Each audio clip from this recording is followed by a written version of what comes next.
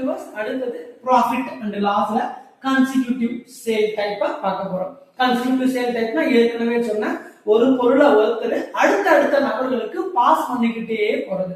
லாபத்திலையும் இருக்கலாம், நஷ்டத்திலையும் இருக்கலாம். அந்த क्वेश्चंस எப்படி சால்வ் பண்றது அப்படின்றத பார்க்கலாமா?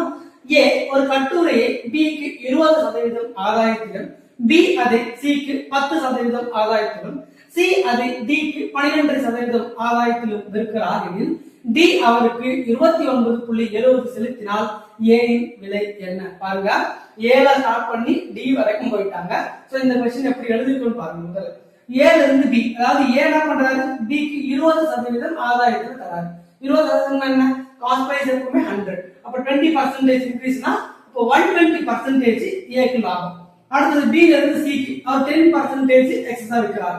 அப்ப 110% B க்கு லாபம். C ல இருந்து D, C என்ன பண்றாரு? 12% மிக்ஸ்டு ஃபிராக்ஷன்ல இருக்கு. அத நம்ம ப்ராப்பர் ஃபிராக்ஷனா மாத்திக்கணும். 2 * 12 னா 24. 24 + 1 னா 25. அப்ப 25/2% ல இருக்கு. காஸ்ட் பிரைஸ் பொறுத்தவரைக்கும் 100. அப்ப 100 + 25/2 னா 200 + 25.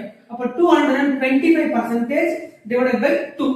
சோ இதுதான் C க்கு கிடைக்கக்கூடிய profit, which is equal to D என்ன பண்றாரு? இப்போ 29.70 காசு C க்கு கொடுத்துட்டாரு எனில் இப்போ A ஓட காஸ்ட் பிரைஸ் என்னன்னு கேக்குறாங்க. இதுதான் क्वेश्चन. இத ஈக்குவேஷனை சேவ் பண்ணிட்டா நம்ம ஈஸியா இத சால்வ் பண்ணிடலாம். இப்போ x ன்னு எடுத்துட்டோமா, அந்த x அப்படியே எழுதிக்கங்க. இன்டு இங்க இருக்கிறது எல்லாத்தையும் மல்டிபிள் பண்ண வேண்டியதுதான். 120%ன்றதுனால கீழ 100 போடணும்.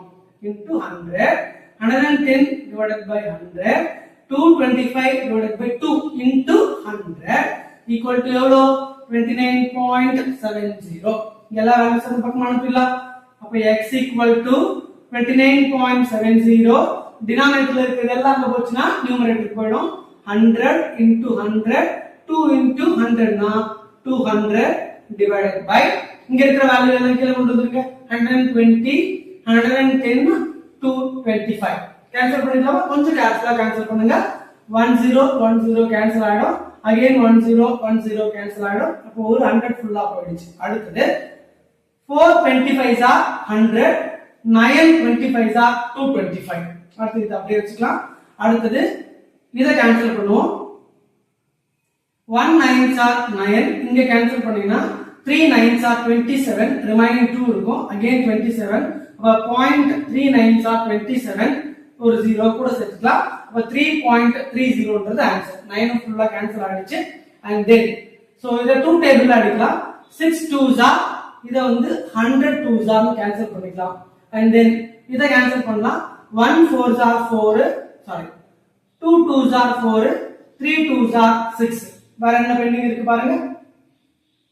again இத கேன்சல் பண்ணீங்கன்னா 1 3s are 3, 1.10 கிடைக்கும். 1.10.